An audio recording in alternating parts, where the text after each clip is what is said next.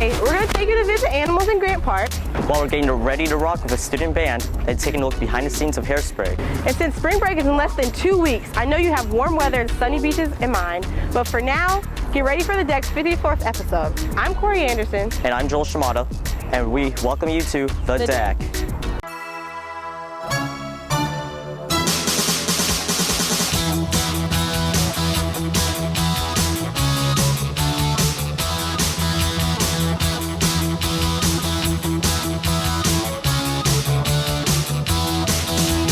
Take your time and your time will come. Don't be afraid now, only one. See the darkest shadows and the brightest sun.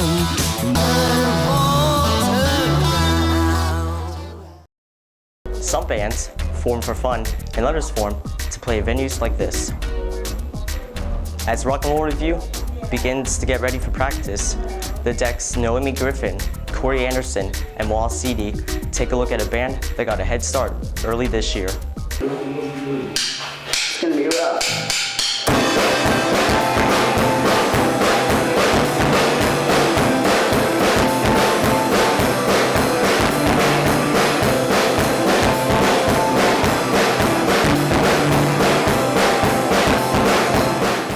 We are Stratford. We've been practicing and kind of rehearsing for, I would say, since September. We all got together and we started jamming, and we were just having fun with it. And we were like, you know what? I think we should do this as a band kind of thing.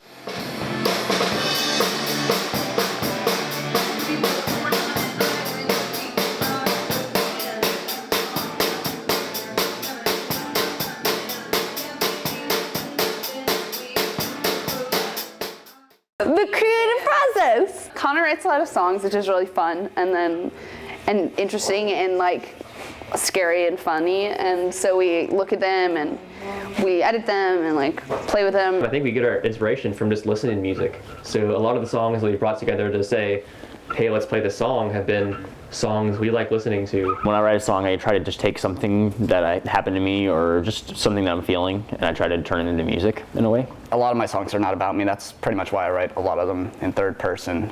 And because it's not about me, it's about them. And I think I'm just trying to relate to people in that way. As far as I know, no one's really criticized someone else's work. Connor's criticized his own work before. Have you ever written a song? I mean, when you write it and then you spit back the lyrics, you're like, oh, this is weird, This is just, I wrote this and it just sounds weird to me. It's like hearing yourself talk after you record yourself. You're just like, oh, The best memory of the band, probably our first performance at, the Avondale Community Club? Yeah. Yeah, that was a lot of fun. And we also got to see other people perform. It was good. It was I think a little stressful because we had to set everything up and tear everything down. And I mean, we transformed this non-venue space into a venue space. So it was kind of a lot of work, but it was really fun and it was a really good experience. And I thought it went well. So it's a really fun experience with Stratford to do that and play music and write songs and perform. I guess I'm along for the ride. We'll figure it out as we go along. I think we'll practice on Sundays and play some songs we like and write some songs that we may like and maybe play another show and figure out where it goes from there. We definitely don't plan on, signing to a label or anything or, making money out of this. But it's more just a fun thing to do on the weekend and sometimes during the week. Even if we sucked, it'd still be fun to be on stage. According to USA Today, there are over 1,300 animals at Zoo Atlanta, and it's no easy task cleaning, feeding, and keeping each animal healthy. Luke Downs and Jack Bryant talk to us more about what it takes to care for the animals.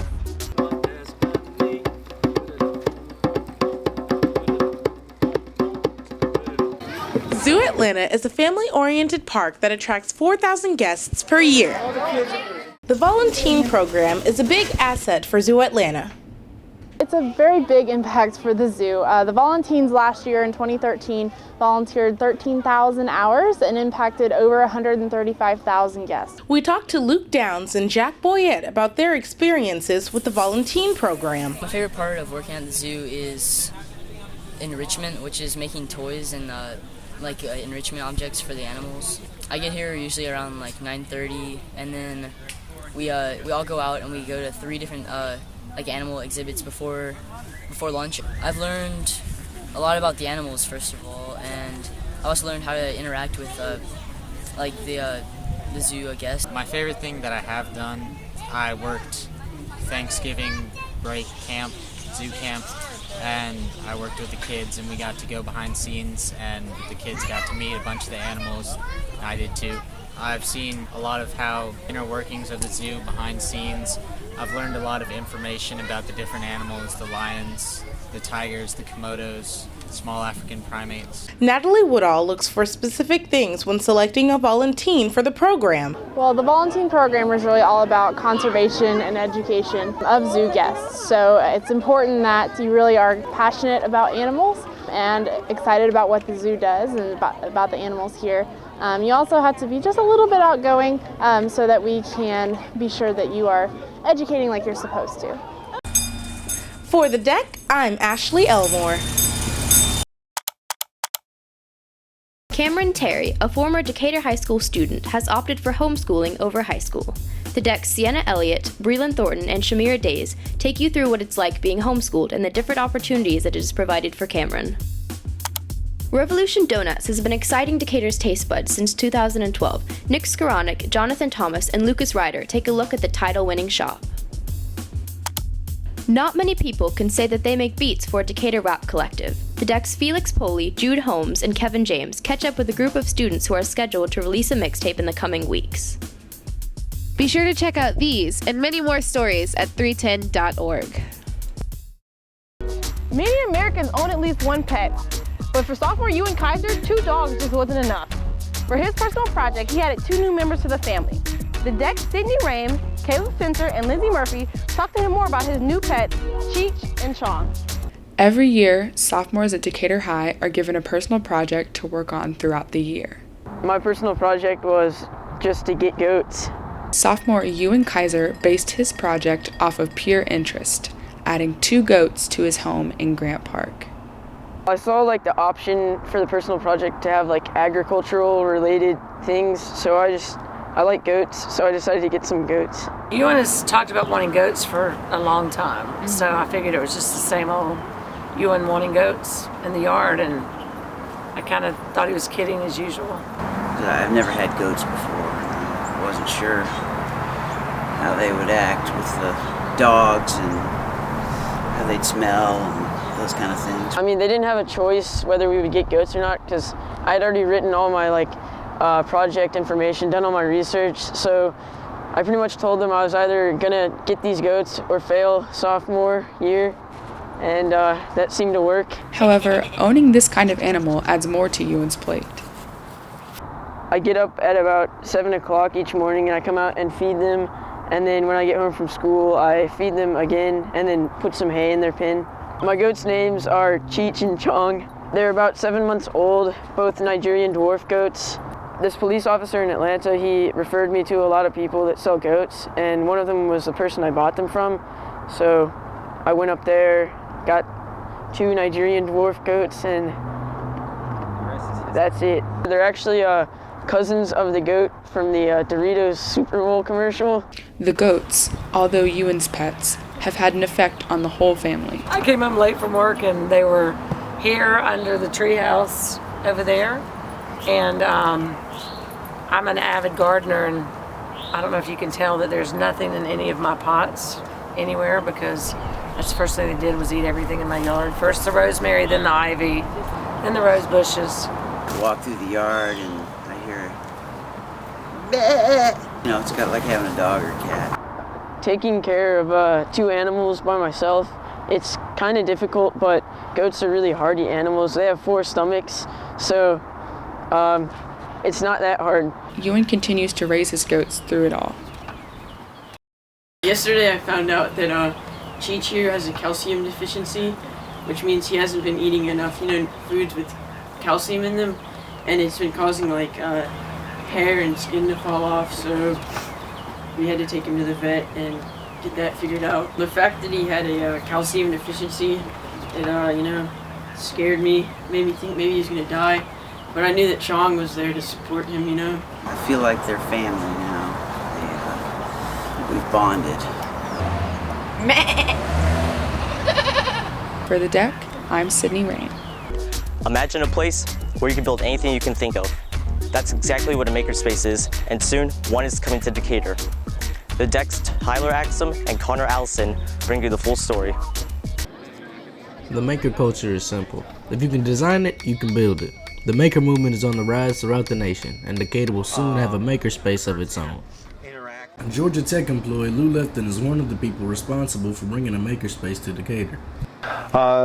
In my mind, a makerspace has two components. There's a workshop, kind of a community workshop where you have tools, you have 3D printers, you have woodworking tools, you might have machine shop, electronics, programming, even craft work, sewing machines, metalworking. But then you also will have a community of people. You're going to have people in the makerspace who know how to do one particular thing really well and they want to teach other people. Or you're going to have folks in the makerspace who want to learn something. So there's a real symbiosis between the people who want to share their knowledge and people who want to explore new things. Decatur Makerspace is sort of teetering on the edge of opening our doors. We do have doors to open. We signed a lease with the First Christian Church of Decatur, which is kind of right across from the post office on Ponce. And we're going to be renovating the gym behind that church and using that as our first makerspace in town. Freeside is a makerspace located in southwest Atlanta. They're one of the spaces that the Decatur Makers is taking design cues from. We seek to provide a place where people can come to learn, about anything that they might want to learn about. We have auto bays where people can come and learn how to do basic things to their automobiles, like anything from changing the oil to getting as high level as swapping out the engine. We have a 3D printing zone. Well, this right here is a 3D printer. Basically what it does is these types of 3D printers work by adding down material onto a flat surface in a very specific pattern, and in doing so, build up an object. Something, say, similar to this. This printing right here is going to be a companion cube from the game Portal. This software right here is designed to run the 3D printers and to take the 3D part and slice it into layers and slice each layer into individual paths to determine how the part's going to be built. Almost all makerspaces in the country are open exclusively to adults. Decatur Makers plans to be different in that aspect. One of the things that I think makes the Decatur Makers a little bit unique in the different makerspaces in the Atlanta area is that we are really trying to focus on being family friendly. To us that means not just kids only, but having kids, adults, senior citizens, people coming together to do different projects. It would be a welcome addition, especially since in the schools there are things like the robotics team, and throughout the nation makerspaces are getting a lot more attention and popularity is growing. For The Deck, I'm Tyler Axum. Most people acknowledge those who are on stage, but those who aren't acknowledged are ones that have an unrecognized hand in the play's production. The Deck's Anna Downing, Emily Schulke, and Demi Wright take a look behind the scenes of Decatur's latest production, Hairspray the Musical.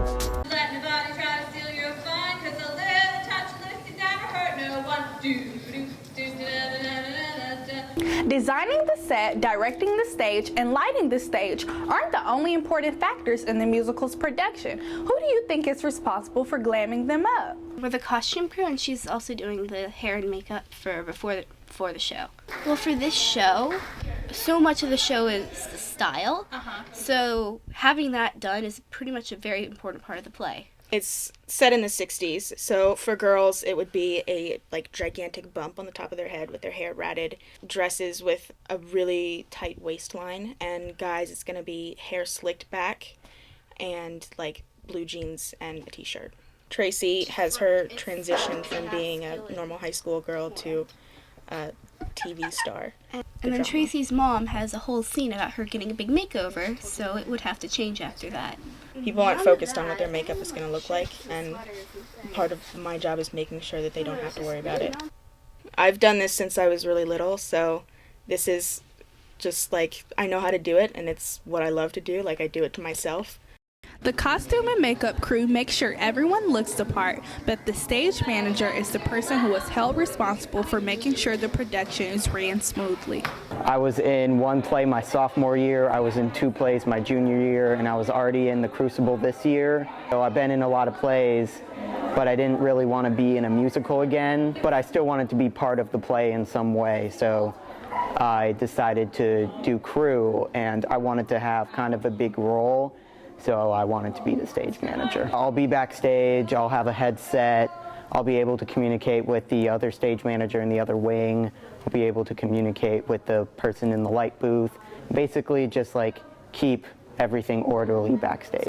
As Daniel says, from the stage all the way to the light booth, everyone has to work hand in hand to ensure the quality of the show. I sit in the tech booth in the back of the theater watching the play, and I change the lights whenever my cues are said or sang in this case, and it changes the lights on the stage. When we're setting up, like before the play even starts during practices, we program them all into the computer, so by the time the show comes we can just press go. How do you think these lights actually work? These are the levers that control the lights. For example, this one says can L, so it controls the light, the can stage left. This light is for a spotlight in the center of the stage. It's called center. There you have it. The musical's production extends far beyond what we see on stage. For The Deck, I'm Demi Wright.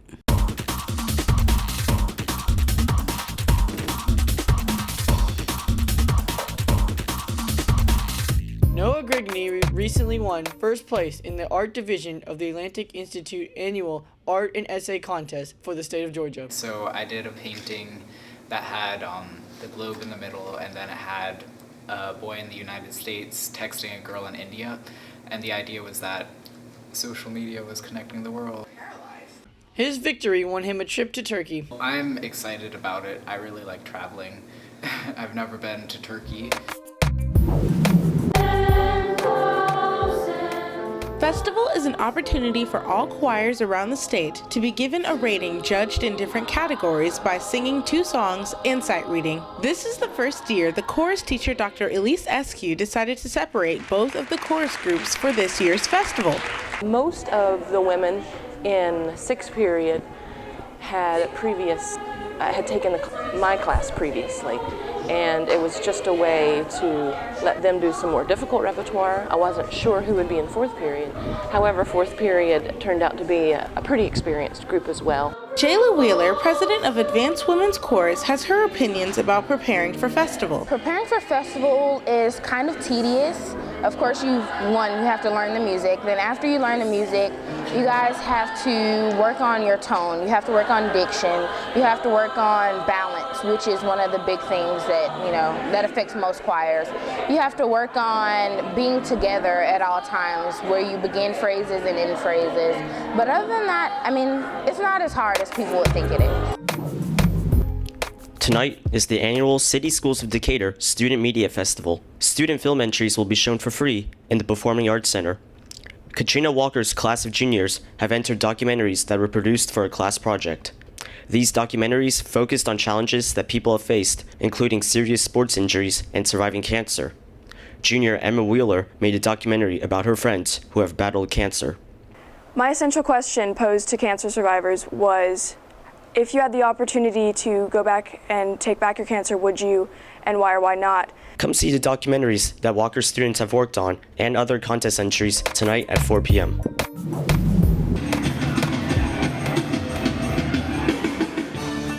Every year since 1882, Atlanta has hosted a St. Patrick's Day parade full of dancers, music, and Irish spirit. This parade is Atlanta's longest-running event and recently celebrated its 132nd birthday on March 15th. However, this year was particularly special for the parade. The Irish Minister of Tourism, Transportation and Sports, Leo Varadkar, made a first-time visit to the St. Patrick's Day parade. It's my first time in Atlanta for the St. Patrick's Day parade, but I was in Tokyo last year and London before, so it's nice to be able to compare the cities. Yeah, sun's shining and it's a great crowd, so yeah, I enjoyed it a lot. From military to motorcycles to pipes, drums, and llamas, this year's St. Patrick's Day Parade hosted a number of new and old faces to celebrate the Irish holiday. Special education teacher Liz Williams and several of her students have been practicing for their upcoming events in the Summer Special Olympics. Their students will compete against 300 kids in basketball, track and field, and soccer. I am excited for summer games. The week of March 10th, Miss Williams and her students collected change for champions in all first periods. $500 was collected that week, and the money will be used for students to attend the summer games. Last year, they won a silver in basketball and plan to work hard to improve their skills. Two DHS Fine Arts teachers, Elise Assia Sparks and Amy Rollins, are attempting to put together a musical theater class as an elective choice for the end of next school year.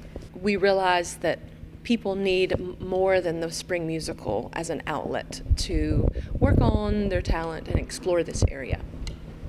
There are state standards in Georgia for it to be a class, so we went to the administration and asked if they would consider it as a class to be added to the curriculum next year.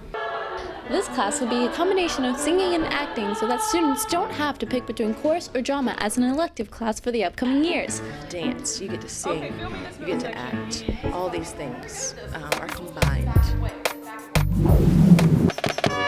On March 15th, over 2,600 people gathered at the high school to run the Tour Decatur.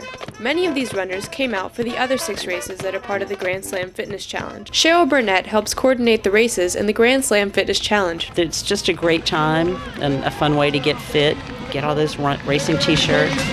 Throughout the year, Team Decatur runs 5Ks to stay fit. They are rewarded in January if they complete every race. I think people in the city are just getting healthier and healthier. Over 600 runners represented Glenwood Academy alone to raise money for the Decatur Education Foundation.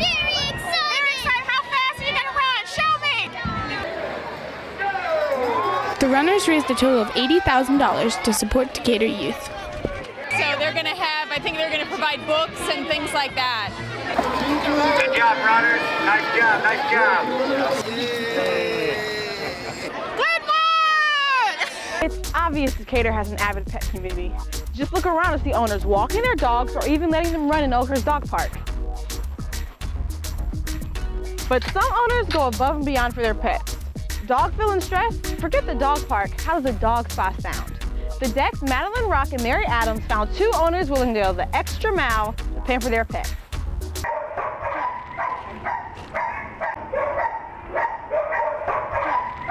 Even though we charge adoption fees and things like that, it doesn't cover the cost of a no-kill shelter. The animals, if they stay longer than a week or 2, which most of them do, it's very expensive to run one.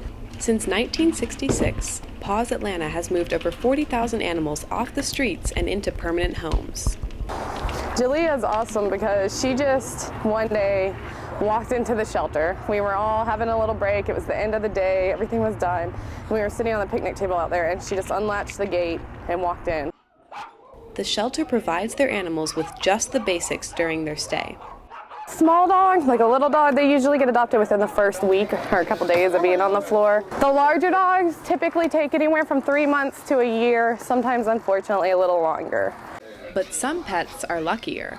After being adopted or rescued, many dogs are brought here for some level-up pampering. Cute. So we just rescued them.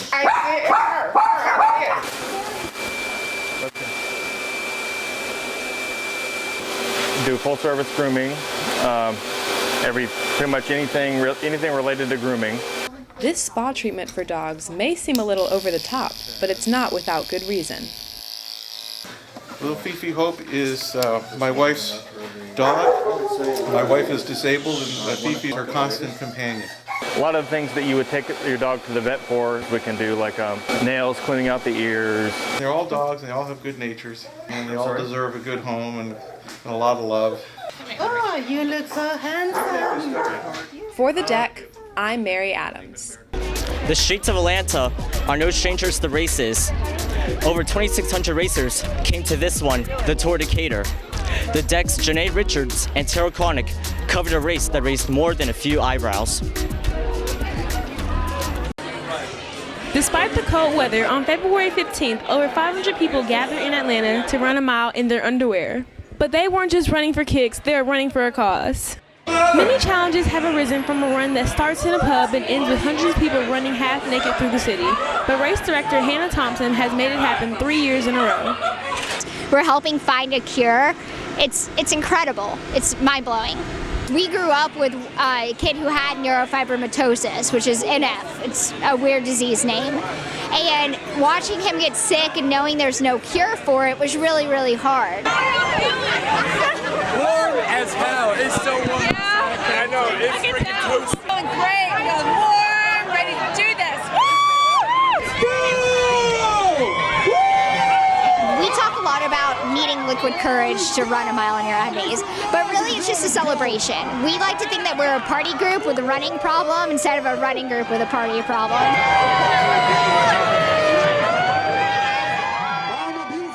We may be a goofy charity, we may be this random weird event of people running in their undies, but when it comes to finding a cure for NF, we're incredibly serious.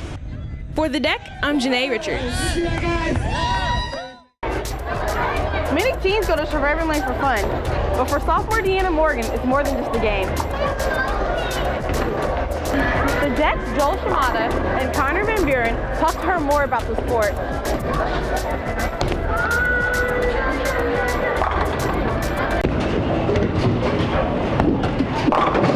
Sophomore Deanna Morgan is a bowler who competes for a national ranking. She started bowling after being influenced by family members.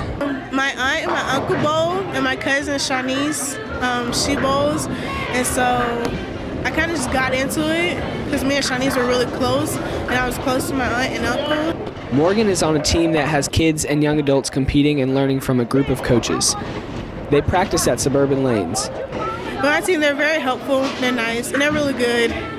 Have a nice team. Their averages are around mine, so we're good. We bowl consistently, and we all have like pretty much the same type of range. Morgan does bowl competitively, but she also does it to be with her friends who don't go to Decatur High. Being my best friend, because I don't see him a lot, and also it's just really fun because like it's a way to do something that everybody can't do. Morgan is currently unranked, but she will soon be going to a tournament with prizes that include bowling ranks and scholarship money.